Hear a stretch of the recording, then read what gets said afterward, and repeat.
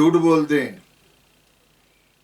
اور لوگ معاذ اللہ مثالیں دیتے ہیں، پھر عجیب عجیب قسم کی لوگ نماز بھی پڑھتے ہیں، فراڈ بھی کرتے ہیں، اور واضح اللہ معافی دے ایسے لوگ بھی ہیں سودی کاروبار بھی کرتے ہیں، نماز بھی پڑھتے ہیں۔ اللہ اکبر، استغفر اللہ ربی من کل ذنب واتوب، درود پاک اللہم صلی اللہ۔ سودی کاروبار بھی کرتے ہیں، نمازیں بھی پڑھتے ہیں، اور سود کے اوپر وہ بات سننے کے لیے تیار نہیں ہے۔ نمازیں پڑھیں میرے دوست اور بھائیوں، جو اللہ تعالیٰ سے عہد کیا ہے بندے نے، وہ کامل اتباع اور فرما برداری کا عہد کیا ہے، اس کے اوپر پورا اترنا پڑے گا۔ زندگی کی مصروفیات اپنی جگہ پہ ہیں، ٹھیک ہے، اس کا کون انکار کر سکتا ہے، لیکن ٹائم ٹیبل بنانا پڑے گا۔ جیسا کہ ابھی میں نے حمزہ رحمان صاحب سے پوچھا ہے کہ آفتاب بھی آیا کہ نہیں، تو وہ کہنے لگے اس کے کچھ مہمان آنے تھے، تو مہمانوں نے اپوائنٹمنٹ بنا کے آنا تھا کہ ایسے ہی منہ اٹھا کے آ جائیں گے مہمان؟ ان مہمانوں سے کہا جا سکتا ہے بھائی شاہ کے نماز سے پہلے آپ آ جائیں، مغرب کے بعد آ جائیں، یا اس طرح کر کے، یا کسی اور دن آ جائیں، پتہ ماہانہ محفل ہے اس میں ناغا نہیں۔ سارے کام بندہ کر رہا ہے نا، سارا مہینہ کاروبار بھی کرتا ہے، بیوی بچوں میں بھی بیٹھتا ہے، گھر بھی جاتا ہے، آتا ہے، کھانا پینا سارا کچھ، ماہانہ محفل میں بھی اگر نہیں آئے گا تو پھر کیسے ہے؟ یہ تو ایک خوراک ہے، پیر و مرشد کی بارگاہ میں جانا، وہاں سے حق سننا، قرآن سننا، حدیث سننا، زندگی کی سمجھ آتی ہے کہ کس طرح زندگی گزارنی ہے۔ اور اگر دنیاوی چیزوں کو بندہ ترجیح دے گا تو پھر کیا ہے، پھر آہستہ آہستہ رسول اللہ صلی اللہ علیہ وسلم کے دور میں کئی رسول اللہ صلی اللہ علیہ وسلم کے ہاتھ پر بیعت کرنے والے مسلمان دنیا میں الجھ گئے، پھر نمازیں بھی جاتی رہیں، جمعہ بھی جاتا رہا، پھر اللہ کے حبیب بھی ناراض ہو گئے، اللہ تعالیٰ بھی ناراض ہو گیا۔ تو اللہ تعالیٰ نے ہمیں عقل دی ہے، ہر کام کو اس کے وقت پہ ادا کرنا پڑے گا۔ اب عہد تو کیا ہے رب سے، ساری روحوں کو اکٹھا کر کے اللہ تعالیٰ نے عہد لیا، الست بربکم، کیا میں تمہارا رب نہیں ہوں؟ سب روحوں نے کہا قالوا بلا، کیوں نہیں، تو ہمارا رب ہے جی۔ تو رب سے تو عہد کیا ہے۔ دنیا کا مقولہ بنا ہوا ہے جس کا کھاؤ اسی کے گیت گاؤ، تو پھر کیا ہے، کس کا کھاتا ہے بندہ؟ یہ پانی کس کا ہے، یہ رزق کس کا ہے، یہ نعمتیں کس کی ہیں، یہ گندم کس کا ہے، یہ پھل کس کا ہے، یہ سارے جناب جو بھی بندہ جن نعمتوں کو کھا کے زندہ رہتا ہے وہ کس کی ہیں؟ یہ سانس کس نے دیا، یہ جسم کس نے دیا، یہ خون اس میں جو پیدا ہوتا ہے وہ کون کرتا ہے، وہ خون پیدا کرنے والا جگر کس نے پیدا کیا ہے، یہ آنکھیں جو دی ہیں کس نے دی ہیں، یہ دل و دماغ سارا کچھ ایک ہی وحدہ لا شریک رب ہے جو پوری کائنات کا مالک و خالق ہے۔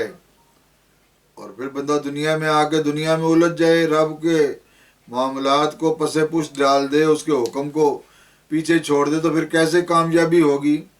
یہ جنت دوزخ کا کیا معاملہ ہے؟ یہی تو ہے، فرما بردار جنت میں جائیں گے، نافرمان جہنم میں جائیں گے۔ اللہ کے حبیب علیہ السلام کا طریقہ اختیار کرنے والے جنت میں جائیں گے، اور کفار کا طریقہ اختیار کرنے والے جہنم میں جائیں گے۔ یہ رب نے قانون بنایا ہے، رب کا قانون ہے نا، یہ بندے کی اپنی مرضی تھوڑی ہے کہ جو مرضی کے مطابق، تو اللہ نے عقل دی ہے اس کے مطابق سبھی کو، مجھے بھی، آپ کو بھی، تمام سالکین، مریدین، محبین، مخلصین، عزیزو اقربا، خلفاء رسول اللہ صلی اللہ علیہ وسلم کا کلمہ پڑھنے والے سبھی کو ان چیزوں کا خیال رکھنا پڑے گا۔ خیال رکھیں گے تو کامیابی ہوگی، نہیں تو پھر مارا جائے گا۔ اور جو گناہوں کی دلدل میں ایک مرتبہ گر جائے، نافرمانی کی دلدل میں گر جائے، اس کا نکلنا پھر مشکل ہو جاتا ہے، کوئی دوسرا ہی نکالے تو نکالے۔ تو میرے دوست اور بھائیوں، خاص کر سالکین، مریدین، محبین، مخلصین، اور وہ ہمارے بھائی خلفاء اور وہ بہنیں جن کی ڈیوٹی لگائی گئی ہے محافل منعقد کرنے کی، وہ باقاعدگی سے محافل منعقد کریں۔ اب تقریباً 103، 4، 5 مقامات پر ماہانہ محفل منعقد کی گئی ہیں، ہفتہ وار بھی اس میں کئی دوست احباب کرواتے ہیں۔ تو اب آپ حساب لگائیں کہ ہفتہ وار محفل میں ہر محفل میں 20 آدمی بیٹھتے ہوں تو مہینے کے کتنے بن گئے؟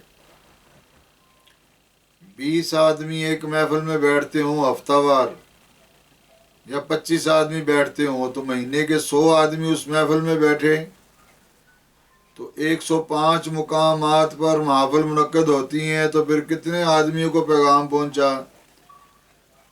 10 سے 11,000 بندے تک پیغام پہنچا کہ نہ؟ ان کی بخشش ہوئی کہ نہ ہوئی؟ اور اگر بندہ کوشش ہی نہیں کرے گا تو پھر کیسے آگے کام چلے گا؟ اللہ اکبر، اللہم صلی علی سیدنا مولانا محمد وعلی آلہ۔ تو میرے دوست اور بھائیوں، یہ زندگی کوشش کا نام ہے، اس کے بغیر کامیابی مشکل ہے۔ آج لوگ قائد اعظم رحمۃ اللہ علیہ کو سراہتے ہیں، سلوٹ مارتے ہیں، اور علامہ اقبال رحمۃ اللہ علیہ کو سلوٹ مارتے ہیں کہ انہوں نے پاکستان کا نقشہ یا پاکستان کی سوچ لوگوں تک پہنچائی، خواب دیکھا۔ واصف علی واصل رحمۃ اللہ علیہ کو، واصف علی واصف رحمۃ اللہ علیہ کو مانتے ہیں جی، ان کی باتیں جو ہیں وہ بڑی، تو کیوں؟ اگر ان کی کوئی بھی بات اللہ رسول کے حکم کے خلاف ہوتی تو پھر لوگ انہیں نہ مانتے۔ حالانکہ یہ لوگ بظاہر جس طرح اپنا امامہ باندھا ہوتا ہے، داڑھی رکھی ہوتی ہے، اس طرح نہیں تھے، لیکن لوگ ان کی ان اچھی باتوں کی وجہ سے انہیں سراہتے ہیں۔ قائد اعظم نے محنت کی، مخلوق خدا کا بھلا کیا، مسلمانوں کو آزادی دی، دلائی، جناب اس کے لیے کوشش کی، بیمار ہو کے بھی کوشش کی، تو اللہ کی بارگاہ میں وہ چیز مقبول ہو گئی۔ تو میرے دوست اور بھائیوں، حق کا ہی بول بالا ہے، جس طرح کہ ربنا آمنا بما انزلت، اے ہمارے رب ہم ایمان لائے جو کچھ تو نے نازل کیا۔ بندہ کہتا ہے ایمان تو لائے تو عمل کس نے کرنا ہے میرے بھائی؟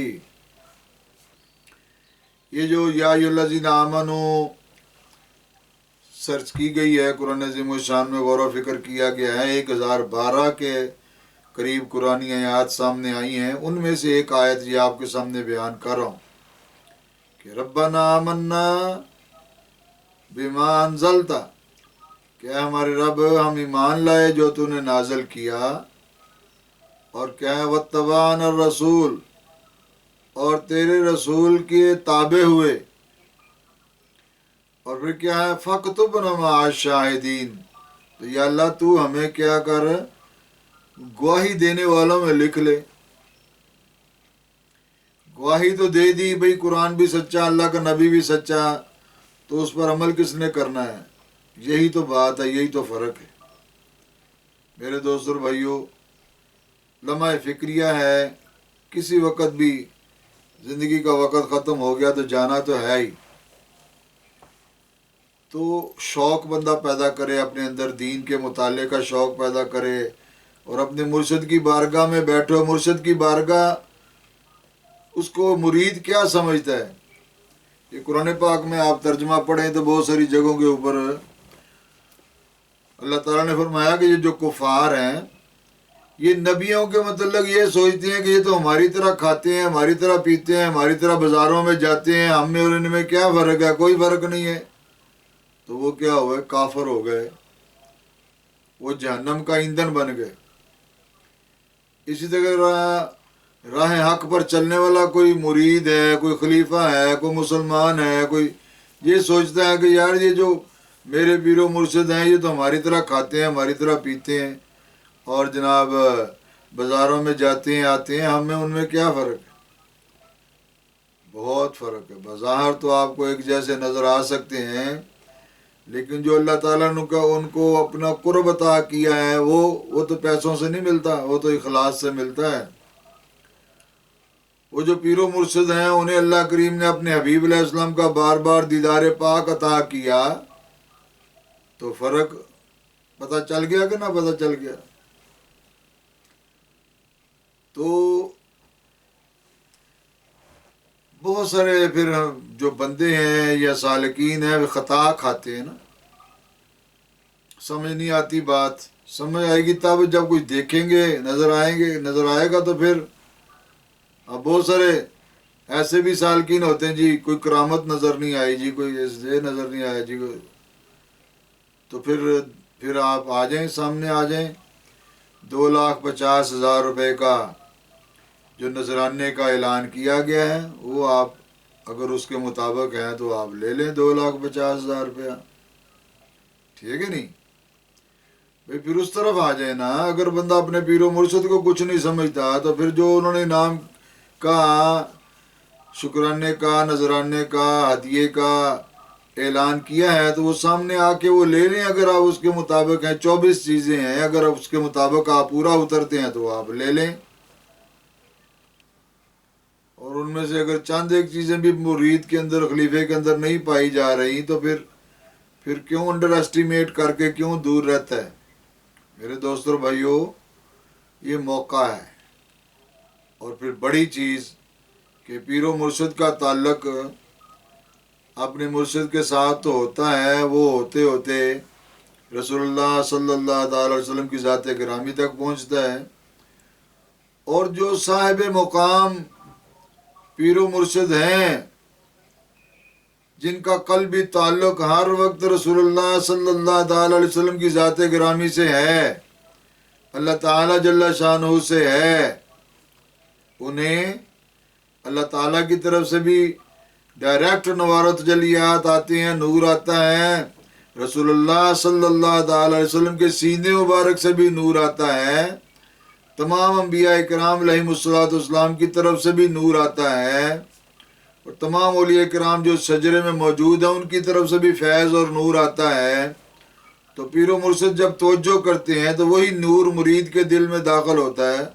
تو پھر بتائیں کہ کیا مرید اس منصب پہ ہے یا کیا یہ کوئی معمولی بات ہے؟ تو میرے دوستوں اور بھائیوں، تمام سالکین، مریدین، محبین، مخلصین کو یہی آگاہ کیا جاتا ہے کہ اپنی زندگی کے وقت کو ضائع نہ کرو، جو چیز حاصل کرنے کے لیے اللہ کریم نے پیدا کیا ہے اس طرف آؤ، اور وہ کیا ہے؟ وہ قرب الہی ہے، وصل الہی ہے، اور رسول اللہ صلی اللہ تعالی علیہ وسلم کی ذات گرامی کا قرب ہے، اللہ کے حبیب علیہ السلام کا دیدار پاک ہے، اس طرف آؤ۔ میں تو مسلمان بھائیوں سے، پوری دنیا کے اوپر جو ہمارے مسلمان بھائی ہیں ان سے کہتا ہوں کہ دنیا اکٹھی کرنے کی بجائے اس طرف آؤ، اپنے رب کا قرب حاصل کرو، اللہ کے حبیب علیہ السلام کا قرب حاصل کرو، رسول اللہ صلی اللہ تعالی علیہ وسلم کا دیدار پاک کرنے کی کوشش کرو، حاصل کرنے کی کوشش کرو۔ تو یہ کیسے ہوگا؟ سچائی سے، نیک عمل سے، استقامت سے، سنت پر عمل کرنے سے، پھر یہ ساری چیزیں حاصل ہوں گی۔ اور اگر کوئی بندہ ہے کہ دل میں تمنا رکھتا ہے کہ مجھے اللہ کے نبی کا دیدار ہو جائے، تو ادھر سے لوگوں کا مال کھا جاتا ہے تو پھر کیسے دیدار ہوگا؟ جھوٹ بولتا ہے، فراڈ کرتا ہے، مخلوق خدا کا حق مارتا ہے، تو پھر دیدار کیسے ہوگا؟ بتائیں نا۔ دیدار تو ہوگا سچائی کے ساتھ، اخلاص کے ساتھ، قربانی کے ساتھ، جذبہ ایثار و قربانی۔ السخی و حبیب اللہ، سخی اللہ کا دوست ہے، اس طرح قرب حاصل ہوگا، اس طرح دیدار پاک حاصل ہوگا۔ تو یہ مرید ہونے کا بھی مقصد اور مطلب بھی یہی ہے کہ بندہ اپنے رب کا قرب حاصل کرے، رسول اللہ صلی اللہ تعالی وسلم کا دیدار پاک کرے۔ اور بیعت کا مطلب کیا ہے؟ بیعت لفظ بیع سے ہے کہ بک جانا۔ تو وہ مرید کیسا بکا ہے کہ وہ بیعت بھی ہو گیا، مرید بھی ہو گیا، اور اپنی مرضی چلانے سے جو ہے وہ باز نہیں آتا۔ پیر و مرشد کا حکم ہے، امر ہے، ہر صورت میں ماہانہ محفل میں پہنچو۔ کسی کو جناب مہمان یاد آ جاتے ہیں، کسی کو ٹرک پہ مال آ گیا وہ جا جاتا ہے، کسی کو بھی بہن کے گھر جانا تھا، کسی نے خالہ کے گھر جانا تھا، کسی نے یوں کرنا تھا۔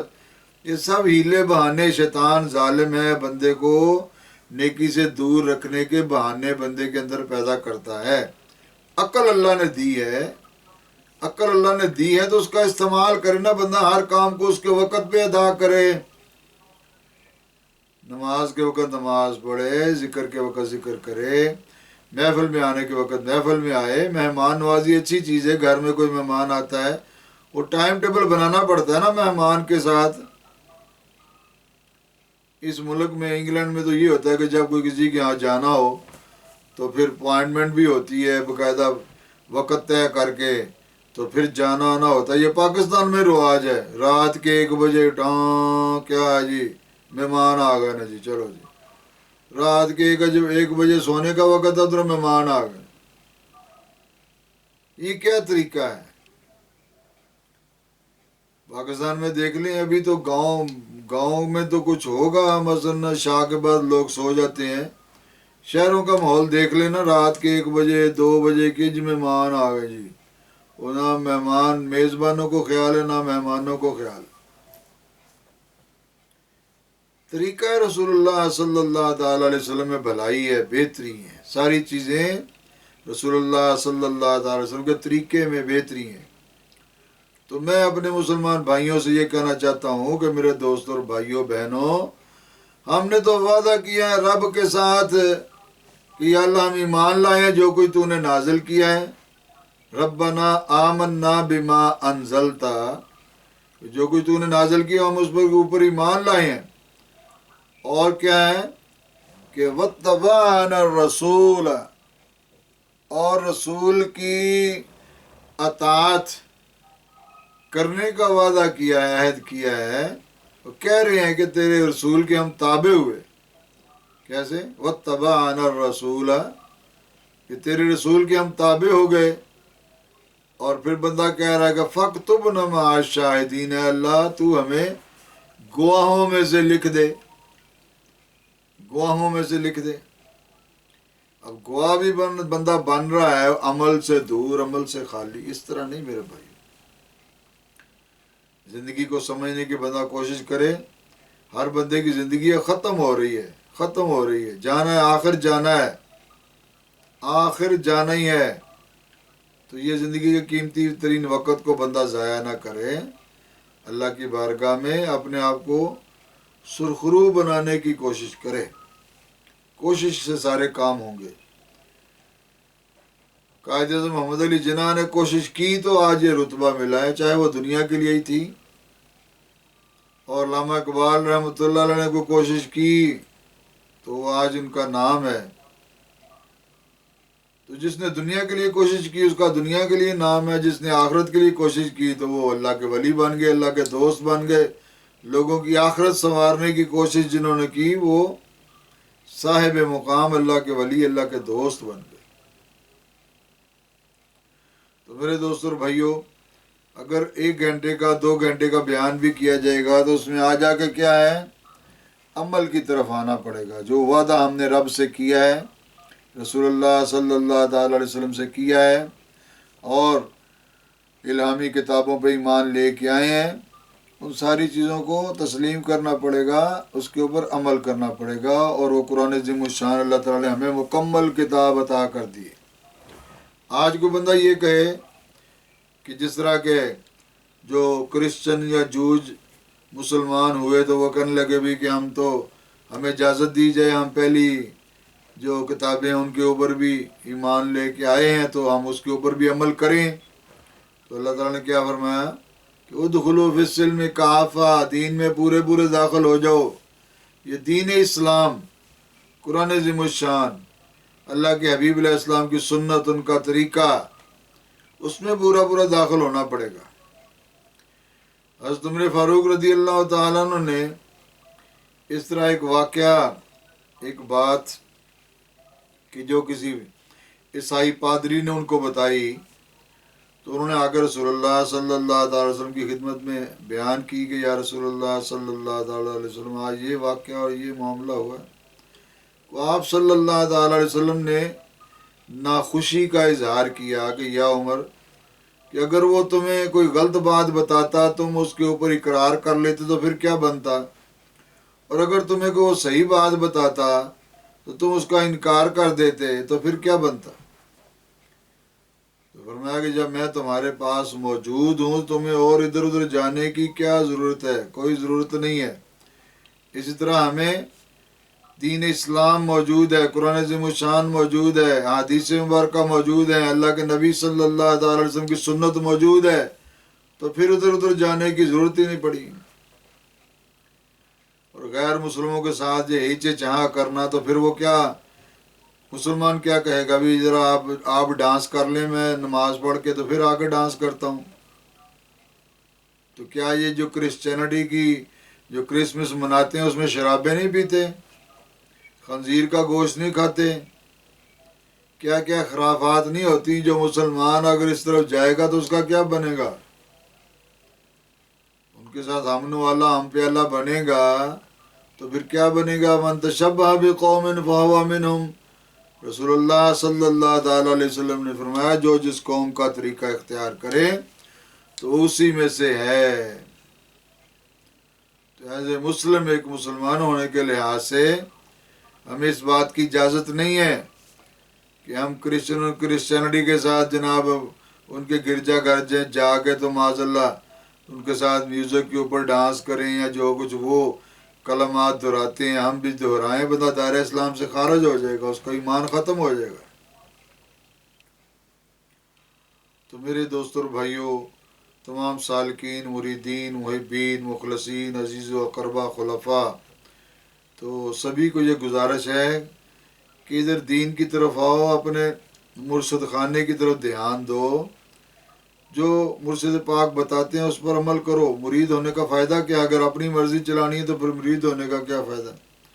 تو صرف دعائیں کرانے کے لیے دعا کرو جی کاروبار چل پوے، یہ دعا کریں جی بچی بچہ کوئی نہیں ہو جائے جی، یہ دعا کرو جی شادی ہو جائے جی، یہ دعا کرو جی، دعا کرنے کے لیے پھر کرائے تے رکھا پیرو مرشد کو، اگر ان کی بات ہی نہیں مانتے تو۔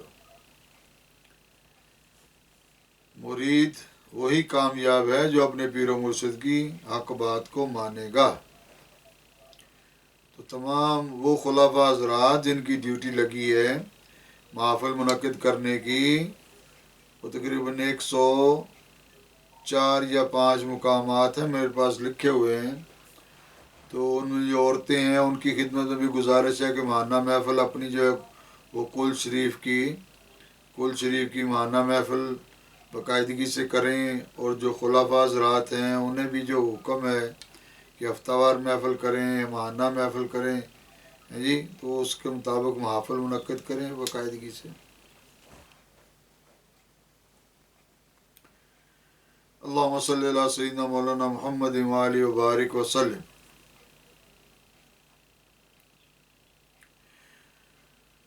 تو میرے دوستوں اور بھائیو، یہ ساری چیزیں سنجیدگی